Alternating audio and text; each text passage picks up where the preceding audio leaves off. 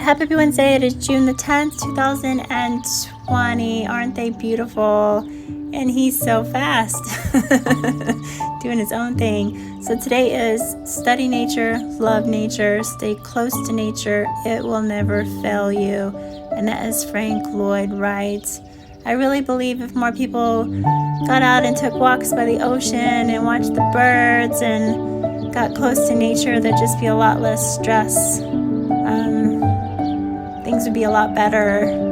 So get out and take a walk. It's such a beautiful thing, and you will feel a lot better.